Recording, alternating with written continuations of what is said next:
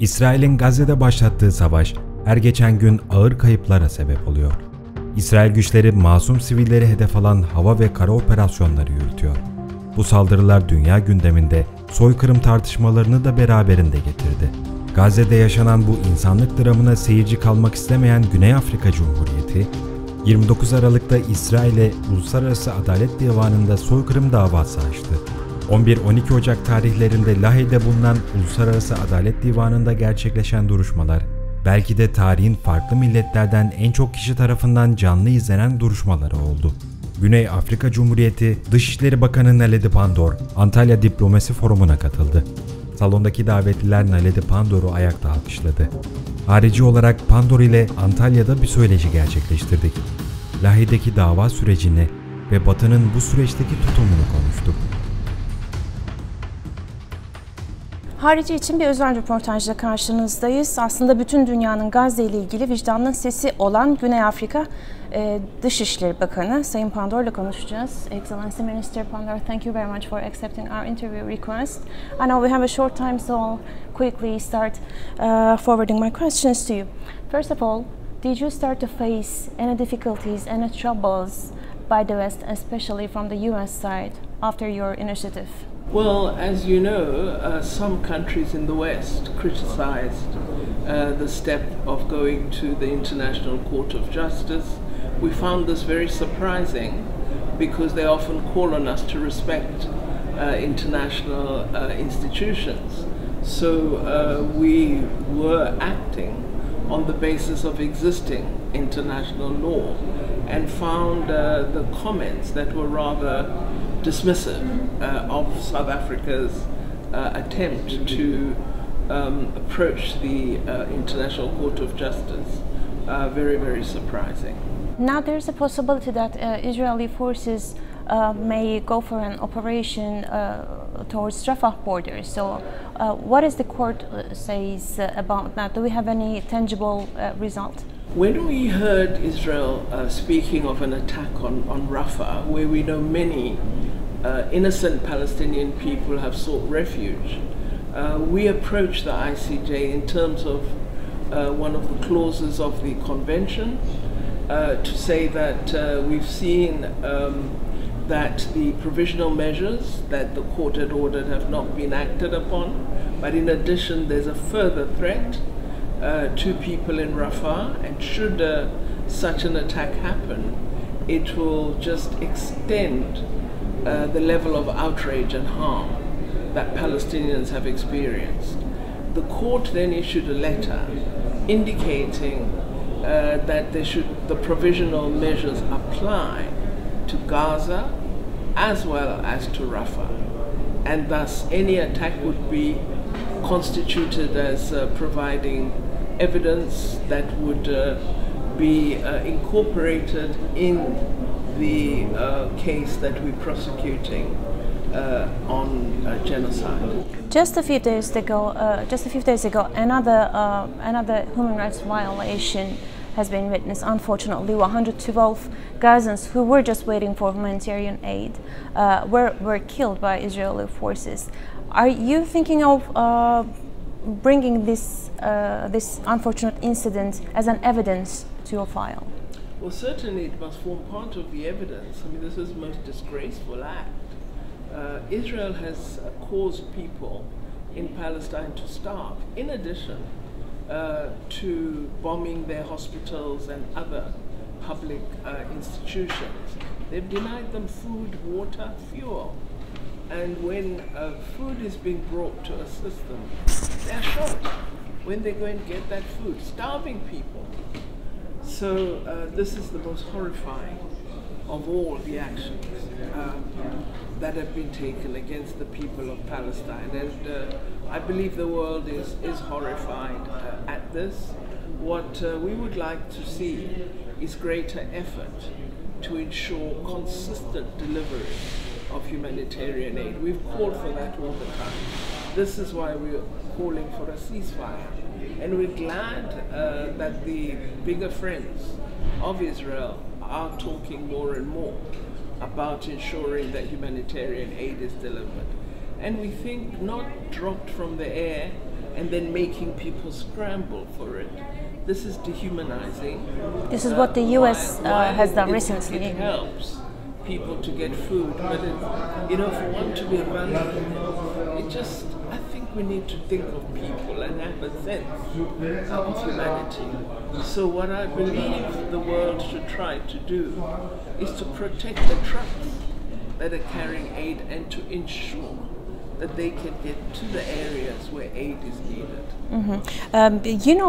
During all these are happening, the United Nations and its affiliated institutions were widely criticized for not being effective. Of course, I guess that you would agree with that, but demands for reform in the UN have been voiced for a long time. What is your take on this? Well, indeed, we support the call for reform of the UN. But we believe the UN should continue to exist. For some, the United Nations is regarded as an obstacle. For many people in Palestine under occupation, the United Nations has been the only organization able to provide them with support. So I wouldn't like to see the UN destroyed. Many people do try to make life very difficult. For the UN, we believe it's an important multilateral body, and our duty as citizens of the world is to support the United Nations to function in the interest of people.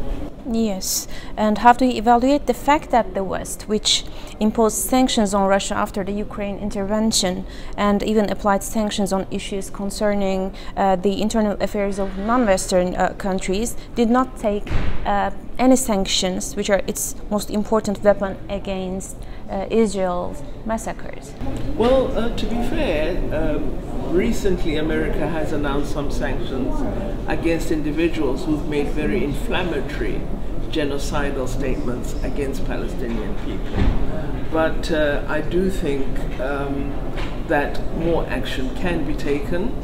I believe that there should have been an approach to the ICC by other countries. Those that approached the ICC on Russia should have done the similar approach on Israel, because the acts are awful. And the harm that is being visited upon the Palestinian people is the most catastrophic, tragic harm ever. So we do believe there should be greater action. I have said before that part of the negative of how we view each other is that if you are not European, you're not regarded as fully human. And I think this is a real problem that the world has to address. We've got to look at ourselves in the mirror and ask the question, do we treat all equally?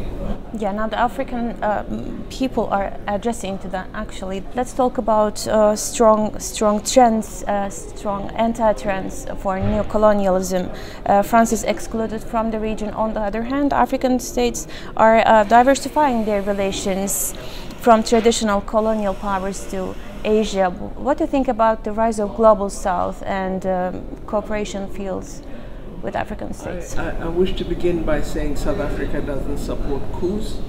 We don't support unconstitutional changes of government. We think they're wrong and they lead to great harm and lack of freedom. We believe very strongly in democracy.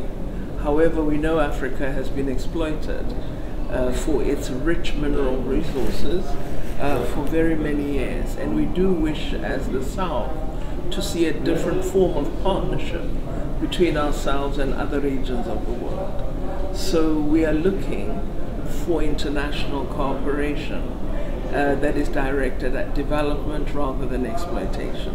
This is very, very important for us. The neo-colonial relationship has been about exploitation and very inadequate development on the ground in our countries. We want to turn that around and have a different form of outcome for the African continent. Yeah. Lastly, you're welcome to Antalya Diplomasi Forum. The ADF invited a great number of African countries. They were represented at a very high level and hosted by Minister of Foreign Affairs of Turkey. Lastly, can you comment on Turkey's growing influence on Africa? How do you take that?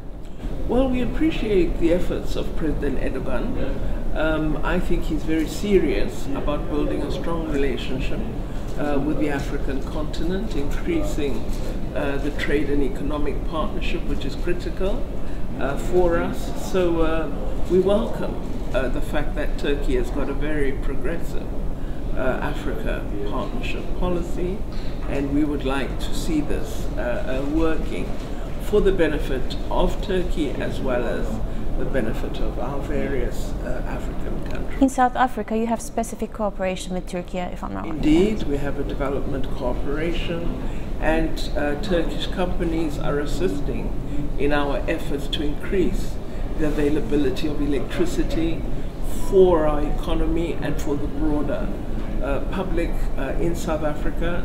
And we are drawing on the power that Turkey has in its economy of entrepreneurship, especially small and medium-sized business development, and we hope that the people of South Africa will learn from Turkey and that we will see more and more small and medium-sized businesses in our country. Yeah, Excellency Foreign Minister of South Africa, Miss Your Excellency Naledi Pandor, thank you very much taking the time talking to us. Değerli Harici izleyicileri, Güney Afrika Dışişleri Bakanı Naledi Pandor ile konuştuk. Gazze özelinde dünyadaki insan hakları gündemi ve aynı zamanda Afrika'daki bu antikolonyal hareketler üzerine kısa bir sohbet yaptık. İzlediğiniz için teşekkürler. Hoşça kalın.